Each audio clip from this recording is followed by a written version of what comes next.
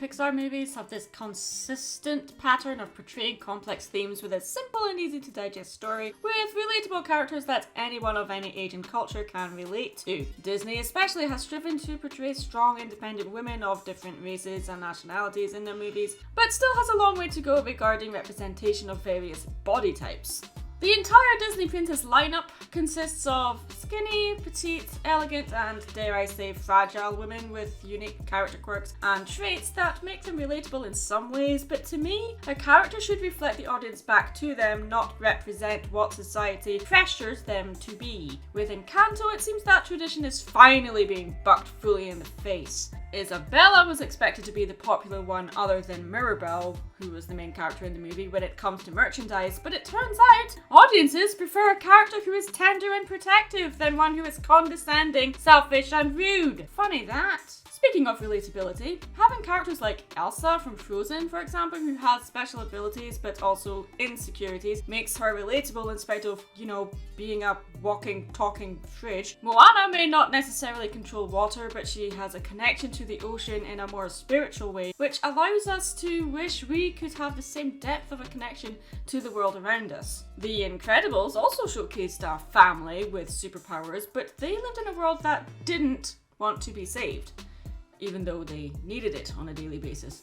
Usually if a character has a superpower, you know at some point these powers must be used to save the world from disaster. So it's interesting to get a movie like Encanto where an entire family has superpowers, but never at any point do they have to use their powers to prevent a natural disaster or to fight monsters or supervillains. It's the character with no superpowers that saves the day, and she saves it with a hug. How touching. Instead of having a huge epic world, Encanto keeps the story focused on the characters by keeping them in the environment of their magical casita and neighbouring village.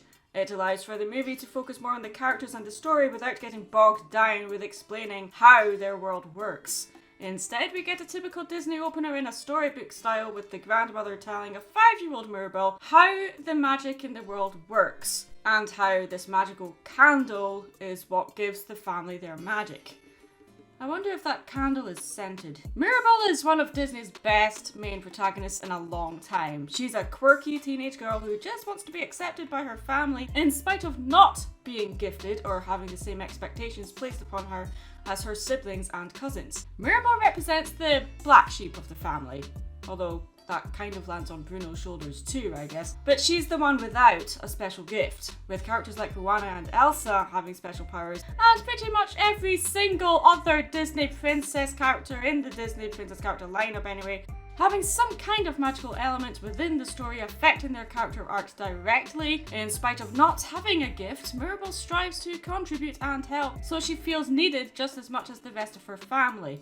Although most of her family tell her she's getting in the way, so, just stand in the shadows, especially by her sister Isabella, who we'll talk about later. Most Disney heroines have some sort of pressure placed upon them either by their family or themselves to be a certain way, or to even look a certain way, or are placed in a world they don't really fit in. And Mirabel is no exception to that. The family isn't royal, but they are well respected and held in high regard. But I do feel like the movie could have explored the dynamic between the 3 sisters more and had the 3 of them figure out the mystery of Mirabel having no gift instead of Mirabel having to do so on her own, but I guess that would have been an entirely different movie in itself. Encanto depicts the sister dynamic 100 times better than Frozen ever did. One sister treats her with indifference while the other wants to safeguard her. Maybe it's because they're not princesses and don't have the pressure of running a country or marrying into royalty. Though an arranged marriage is in this movie, it's not the main character being forced to marry someone who is essentially a stranger. The family is still held in high regard by the villagers, of course, but the family are very much on the same level as the villagers in regards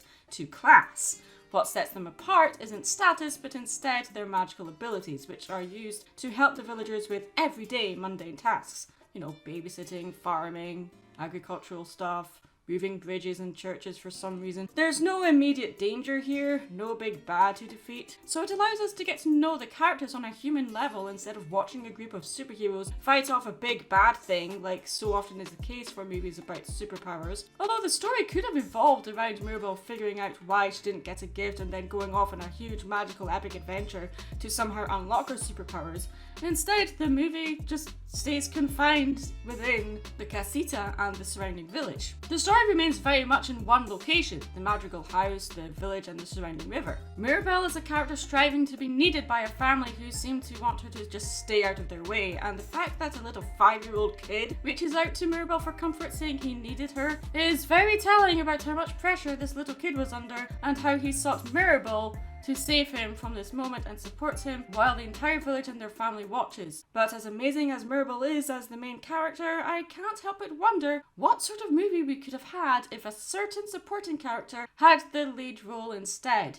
Because let's face it, she's carrying the entire movie on her shoulders already. Can we take a moment to admire how amazing Luisa is? Without her, there would literally be no story. She's the one who tells Mirabel to go to Bruno's tower. She's the one who tells Mirabel she felt weak when the candle flickered. None of the other characters mentioned anything about their gift fading, only Luisa. She was the only character who was willing to show vulnerability to Mirabel. Okay, so this was played up for laughs and she was flailing her arms around like friggin' Kermit the Frog while declaring she's a loser, getting upset that she can't move a piano effortlessly but is still expected to do so, blah blah blah. But think about it. In spite of no longer having her super strength, she still has the expectation of moving pianos with no effort, and she doesn't have the heart to say no when asked because she feels that if she ever said no, she would disappoint her family and the society that rely on her. She thinks she'd be worthless if she wasn't of service. Luisa is perfectly content with her super strength and knows her self-worth without being cocky or stuck up about it. She never seems to belittle or disrespect any of her family members, especially Mirabel, who she protects, like an older sister should. In regards to her physical strength, I don't think the gift was what gave her the muscles. I like to think that Luisa worked hard on her physique on her own to gain those muscles. So it's no surprise to read that the character designer had to fight tooth and nail to have Luisa be muscular instead of small and petite. The fact that her worries of becoming weak was played up for laughs is because she's not the main character. If she was, it wouldn't be played up for comedy. It would be taken seriously. If she was the main character, Luisa losing her gift could have given her more of a connection with Mirabel as well. Luisa panics the most about losing her gift because she is the rock of the family. She never complains, never says no when asked to do something, and yeah, this is something I wish the movie focused more on. Mirabel is the one to say to Luisa that you are more than just your gift. More to the point, it would have given us a female main character in a Disney film with a different body type. Looking at all the main female characters in the Disney princess lineup to this point, they all pretty much have the same body type and are more or less the same height too. Their ages and nationalities are different, ranging from 16 to 21, and Ariel being the youngest and Elsa being the oldest, I think. Luisa is 19, and as I pointed out before, without Luisa, there would be no story. With her tall, wide frame and bulging muscles, she is a far cry from the typical Disney princess. She is very non-traditional Disney female portrayal, and I love that. Fucking tradition in the face. Maybe throw donkeys in the general direction of that tradition while she's at it. As strong and buff as she is though, Luisa is also very tender and loving, making her far more appealing than Isabella, who I took an instant dislike to because of how she dismissed Mirabel. Most importantly, Luisa's song, Surface Pressure, is the best song of the movie to me because it is character central and not story central like the rest of the songs are. That's not to say the other songs are bad, I'm just saying that take Surface Pressure out of the context of the movie, it's still a good song. Yeah, we don't talk about Bruno is great and so is What Else Can I Do, blah blah blah, but Surface Pressure has the advantage of being great outside of the context of the movie. When a character allows themselves to be vulnerable and talks about their weaknesses, it makes the audience connect with them far more than any I Want song ever did, at least to me. Why? Because the song begins with affirmations declaring she knows her self-worth. She glows because she knows what her worth is. Carrying the emotional weight of the movie, she's bold and beautiful. A dazzling vision of feminine strength that just simply isn't depicted in media enough, or depicted in a respectful way. Quite often, muscular female characters are just played up for jokes. Luisa is complicated and to me a brilliant representation of what it means to be a big sister.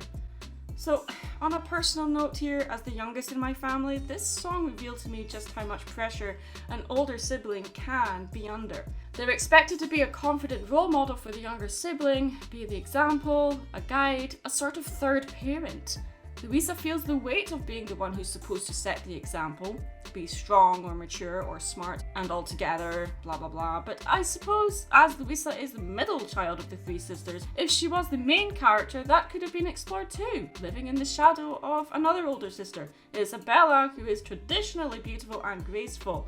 To me, literally representing the Disney princess lineup of what they think a main female character should be and should look like. While traditionally speaking, Luisa isn't seen the same way. Encanto made me appreciate my late sister all the more. In spite of our differences and constant clashing, yeah, the scene with Mirabel and Isabella was far more accurate a depiction of the sister dynamic than anything I have seen from Disney up to this point. I guess Lilo and Stitch might be the exception to that. So to me, to sum up kind of abruptly here, this is why Luisa is the best character from Encanto to me. But can I just talk about the fact that she sings about Hercules, and the fangirl for Hercules in me wishes they modelled the Hercules and Cerberus characters in Surface Pressure song after the characters in the 1997 Disney movie. I mean, they own the rights to the characters, so why not? I don't know. So, which Encanto family member is your favourite? Are you annoyed I didn't talk about Bruno in this video? See what I did there? Let me know in the comments below. I'm Mad Munchkin, stay creative.